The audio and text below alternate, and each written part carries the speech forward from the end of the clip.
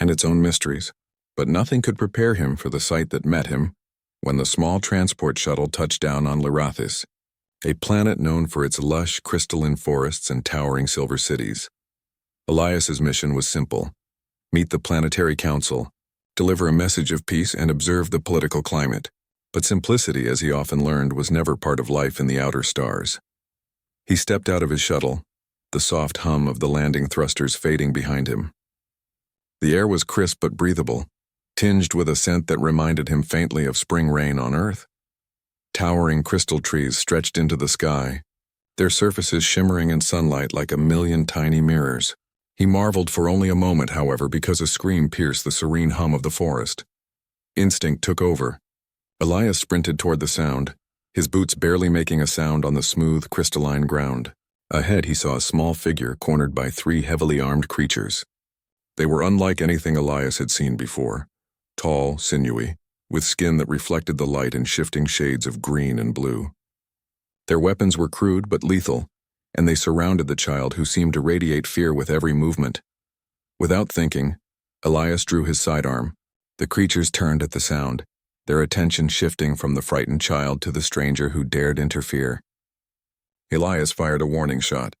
The weapon's pulse of energy lit the clearing, startling both the attackers and the child. "Run!" he shouted. The child hesitated, fear rooting her to the spot. Elias did not wait. He charged, his body moving on pure instinct.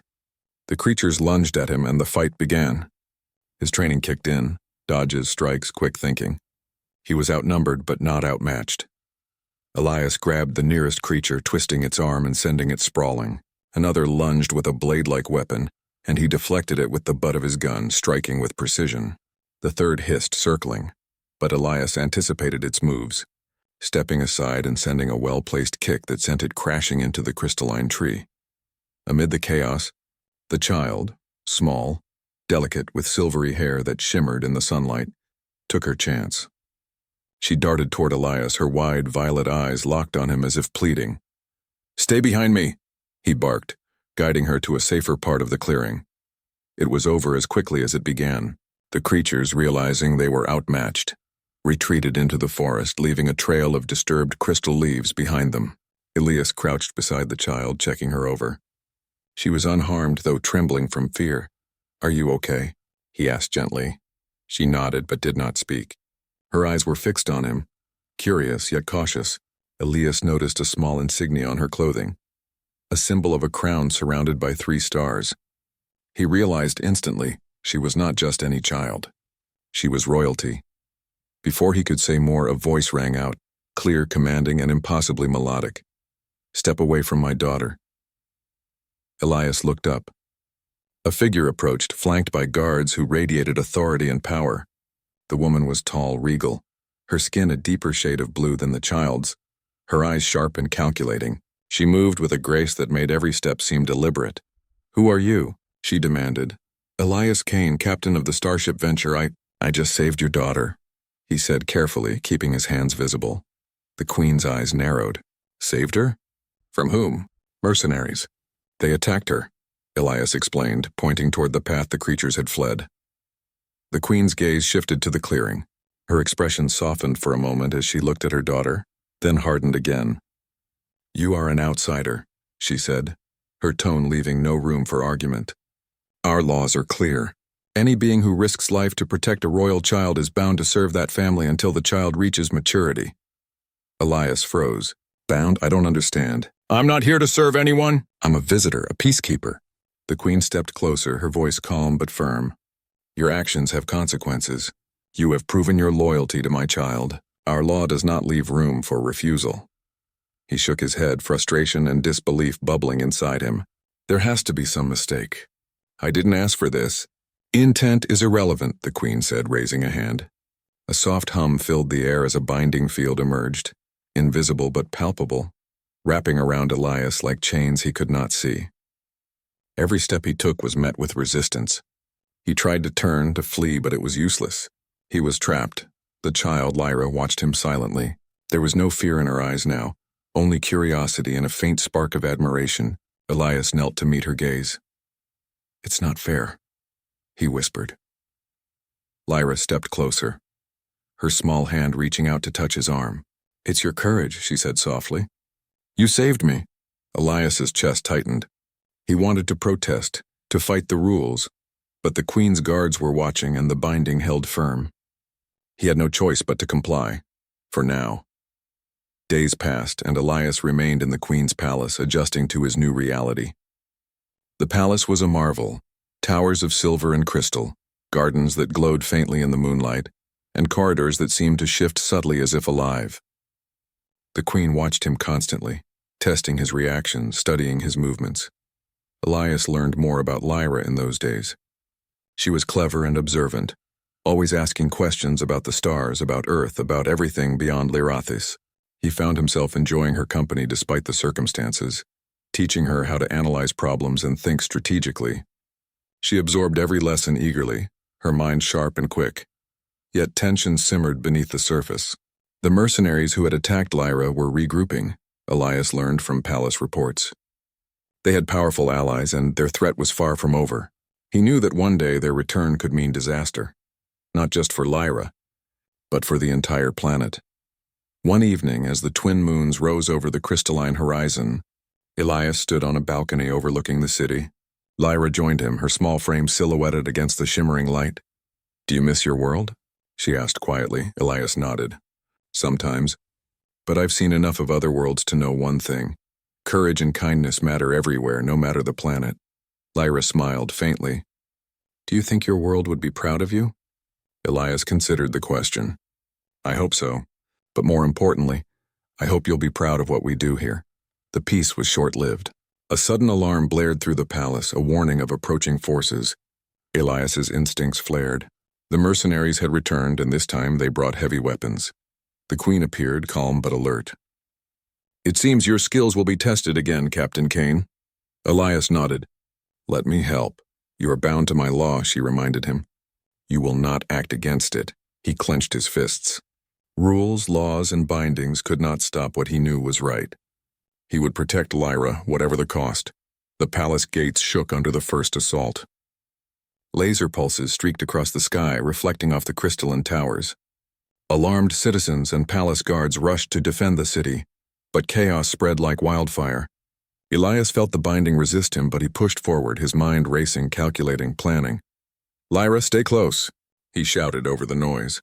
"Follow me and stay behind me." The child did not hesitate. She trusted him. Together they moved through the palace corridors, evading attacks, finding vantage points and helping the guards wherever they could. Elias's training and experience gave him an edge, but he knew this was more than just a fight. It was a test of his morality, courage, and ingenuity. By the time the first wave of attackers was repelled, the palace had sustained damage, but Lyra was safe. The Queen approached, her eyes reflecting a mix of awe and calculation. She had seen Elias in action, undaunted, clever, and willing to risk everything for her daughter. "You are extraordinary," she said quietly, though her tone carried weight. "But you are still bound." Elias looked at her, exhaustion and determination in his eyes. "Bound or not, I will not let anyone harm her. That is my choice, whether your law allows it or not." The Queen's gaze lingered on him as if measuring not just his words, but his spirit. Elias had passed a test far greater than any physical challenge. He had proven that courage and honor were not bound by law or planet. They were universal. And yet the binding remained. He could not leave. He could only wait, watch, and protect, knowing that the true test was yet to come. The twin moons hung high in the sky, casting silver light over the city. Elias stood beside Lyra, his eyes scanning the horizon. Somewhere out there, the mercenaries were plotting their next move, and when they came, he would be ready, for he was human and humans never gave up. The first light of Lyrathis's twin suns broke over the crystalline city, glinting off towers and casting long shadows across the streets. Captain Elias Kane stood on the palace balcony, his eyes scanning the horizon. The attack last night had been brutal, but the palace and its people had survived. Still, Elias knew this was only the beginning. The mercenaries who had attacked Lyra were organized, ruthless, and determined. Lyra joined him, her small frame framed against the sparkling towers. She had slept little, but her curiosity and courage had only grown stronger. "Will they come back?" she asked quietly, her violet eyes wide. "They will," Elias said without hesitation, "but we will be ready." For days the palace had been in a tense calm. Guards patrolled the corridors and city streets while the queen consulted her advisors. Elias moved among them, restrained by the binding that kept him tied to the queen's law but free enough to act in emergencies. He used this time to prepare, to teach Lyra what he could. He showed her how to assess danger, how to think ahead, and how to stay calm when everything around you was chaos. Lyra absorbed every lesson eagerly, asking questions, practicing strategies, and learning to trust her instincts. Her mind was sharp, quick to understand, and she began to offer ideas during practice exercises. Elias realized that in many ways she was more clever than the adults around her, unburdened by politics and pride. One evening, the palace guards reported unusual movement near the outer perimeter. Elias felt it immediately, the same tension he had felt before the first attack. He ran to the control room with Lyra at his side. The monitors showed a large force of mercenaries approaching from the east, moving with precision and speed. This was no simple raid. It was an organized invasion. The queen entered, her expression unreadable. "They have returned," she said. "Your skills will be tested again, human." Elias turned to her. "I don't need permission. I need to protect Lyra and the city." "You are bound," the queen reminded him, "but you will act in the child's best interest." "That is all that matters," he nodded. The legalities did not matter when lives were at stake.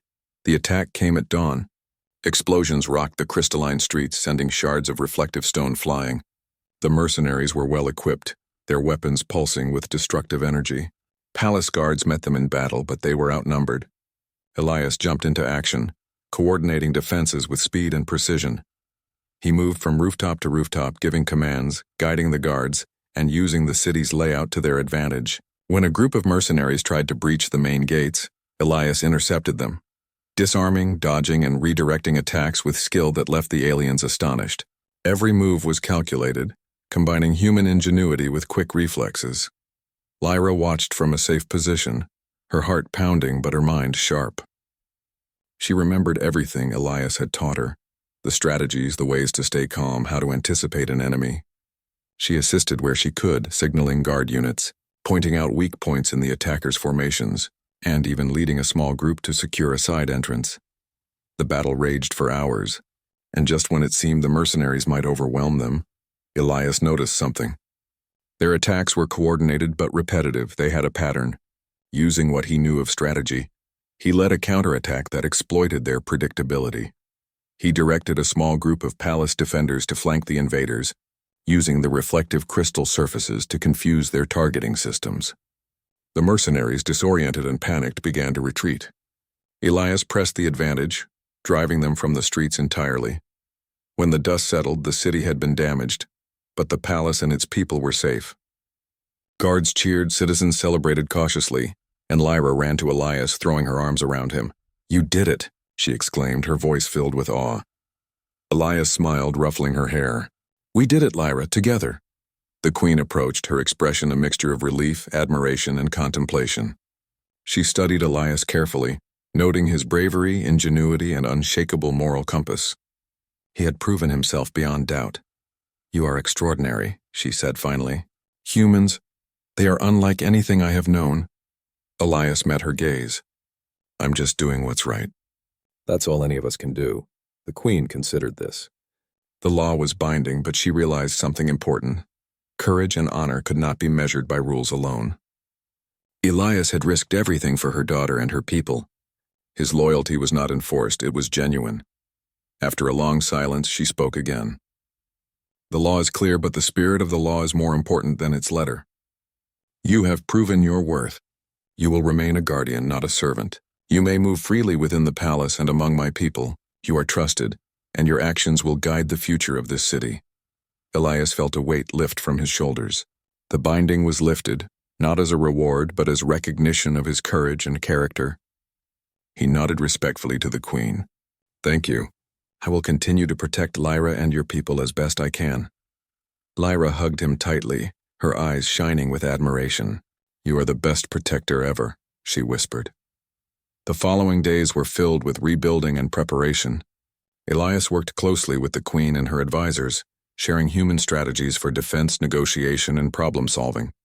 Lyra continued her training, growing stronger, wiser, and more confident with every lesson. Through it all, Elias realized something he had always believed. Humans had a unique strength, not just in their physical abilities, but in their creativity, morality, and courage. In this alien world, far from Earth, those traits were more valuable than ever. The Queen, observing this, began to change as well. She respected humans now, not for their weapons or technology, but for their heart. Elias's presence had reminded her that trust, courage, and honor could exist beyond the rules of law and tradition. Months later, when peace had settled fully over Lirathus, Elias stood once more on the balcony, Lyra by his side. She had grown taller, more confident, her mind sharp and ready for challenges the future would bring. "You taught me so much," she said, looking at him. "Not just how to fight, but how to think, how to make choices." Elias smiled.